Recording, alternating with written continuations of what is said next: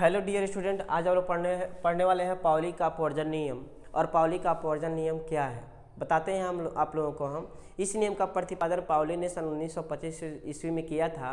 और पाउली ने इस नियम के अंतर्गत यह बताया है कि किसी भी परमाणु के दो इलेक्ट्रॉनों के लिए चारों क्वांटम संख्याओं का मान समान नहीं हो सकता। किसी भी परमाणु के दो इलेक्ट्रॉनों के लिए चारों क्वांटम संख्याओं का मान समान नहीं हो सकता।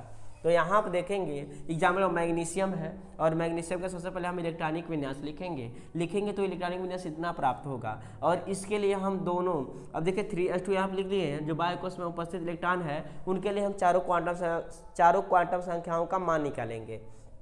3s2 इसका मतलब इसमें दो इलेक्ट्रॉन है, और s कक्षक है, इसलिए s कक्षक में एक ही ब्रैकेट होता है, एक ही खाना होता है। अब यहाँ पर दो इलेक्ट्रॉन एक ऊपर लिख देंगे और एक नीचे दर्शा देंगे। अब पहले इलेक्ट्रॉन के लिए चारों क्वांटम संख्याओं का हम मान निकालेंगे।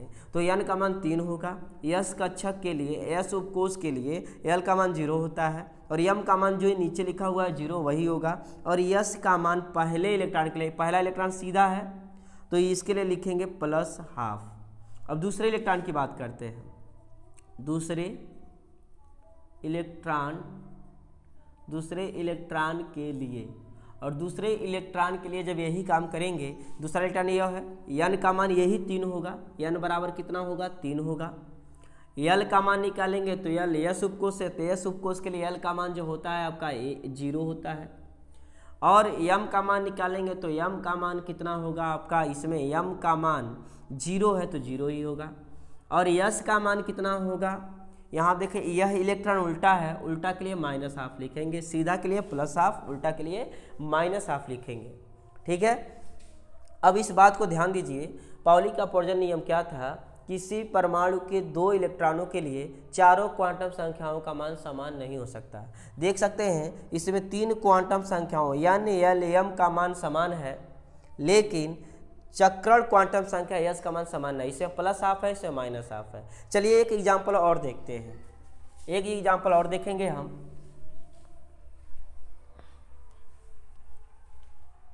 एक एग्जाम्पल और देखेंगे, यहाँ आप देखिए आप लोग, जैसे मान लीजिए कार्बन है, कार्बन का परमाणु क्रमांक 6 होता है। लिखेंगे तो 1s2 2s2 2p2 आएगा इलेक्ट्रॉनिक विन्यास। ठीक है, 2p2 आएगा।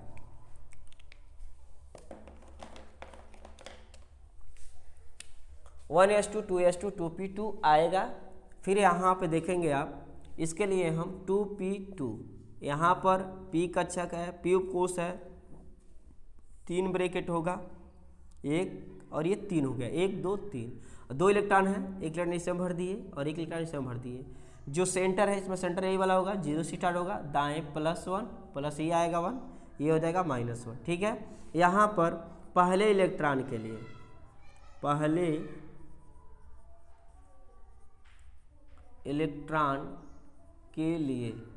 पहले इलेक्ट्रॉन के लिए n का मान कितना होगा, n का मान यही 2 होगा। और l का मान लिखना है तो p उपकोष है, तो p उपकोष जब रहता है तो l का मान जो होता है 1 होता है। और m का मान लिखना है तो m का मान, इस इलेक्ट्रॉन के लिए m का मान निकाल रहे हैं ना पहले इलेक्ट्रॉन के, तो इसके नीचे जो होगा वही m का मान होता है, m का मान -1 होगा। ठीक है, अब यहाँ पर s का मान लिखना है, तो s का मान देखिए इलेक्ट्रॉन सीधा है तो +½ होगा। ठीक है, दूसरे इलेक्ट्रॉन के लिए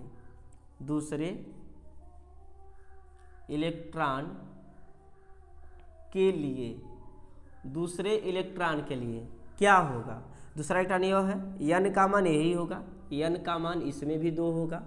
p उपकोष के लिए l का मान 1 होता है तो 1 होगा। और m का मान क्या होगा, जिस इलेक्ट्रॉन के लिए निकाल रहे हैं उसके नीचे जो लिखा होगा वही m का मान होगा। तो हम दूसरे इलेक्ट्रॉन यही है, इसके नीचे कितना लिखा है 0, तो m का मान होगा 0।